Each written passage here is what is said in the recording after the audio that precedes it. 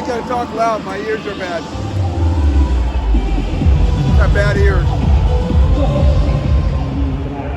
Coach, you picked RJ Abarrientos in the first round.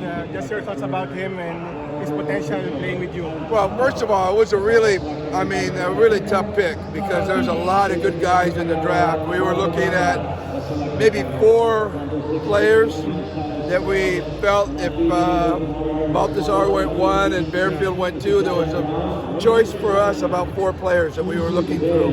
And eventually, again, it was really, we went back and forth. One coach liked this guy, another coach liked that guy, and then later on they would flip.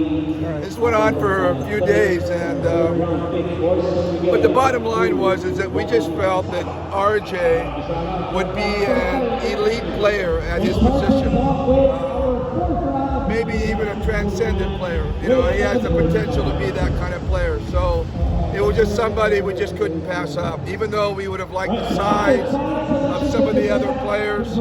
But I kind of compare it to the time when, back in 1992, when we were drafting with Alaska, and we had the 3rd pick, and it was Junlin Wood, number 1, Big Pablo, number 2, and we were hoping for Big Pablo. We had number 3. We were hoping for Big Pablo, and they took Big Pablo, and we went, oh man, we gotta take Johnny Abarientos. Yeah. And so we took Johnny, and of course, never looked back. And because we're always obsessed with size. You know, we always want to get the big player first. And so that's something we battled with. You know, we wanted that size, especially after trading Christian.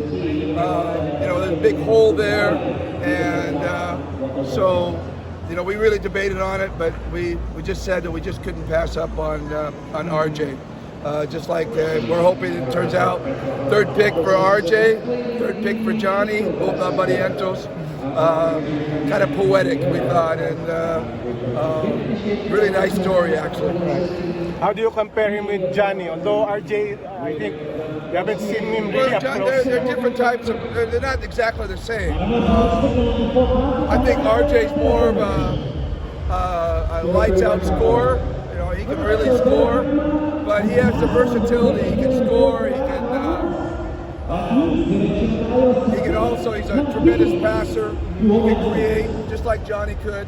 It's a different game now than it was back then, and so it's kind of hard to compare them because they're in different eras. But Johnny, without a doubt, was the best in his era.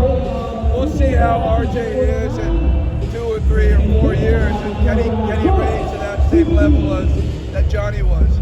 But he's going to get that opportunity with us. We recognize him as a potential star, so we're going to give him that opportunity to try to shine. Coach, what do you think about your guard rotation now with Stephen Holt and RJ and Johnny? Well, the good news is that Stephen has enough size to play, various positions in the lineup, so we can move him around. Scotty has always been really at his best as more of a 2-guard. Only because it allows him to do different things rather than handle the ball all the time. Allows him to cut, get behind the defense, and rebound, and do all those Scotty things. Sometimes when he's having to handle the ball all the time, it's kind of a burden on him, and he doesn't get to do a lot of the other stuff that he gets to do. He has to pay more attention to handling the ball. That's why he played so well with LA. When he came into the league, he played really well with LA, and we're looking at that being the case now. He can move a little bit. He'll still be a primary ball handler, but with RJ, some of the burden will be over. And the one thing with our old Alaska team with Johnny is that you could not pressure us. Johnny was a one-man press break, and we think RJ is the same way. One of the things that really gives us a hard time is pressure. But with RJ handling the ball, I don't think it'll ever be a problem for us. Also, it will enhance our transition game, our ability to get up and down the floor, and he's a great floor spreader. I mean, one thing he has over Johnny, and again, that wasn't forte of players back then. But one thing he has over Johnny is his three-point shot. He can shoot it. Johnny wasn't a prolific three-point shooter, not because he couldn't shoot it, just that it wasn't that much of the game back then. So RJ's a really prolific three-point shooter, as well. So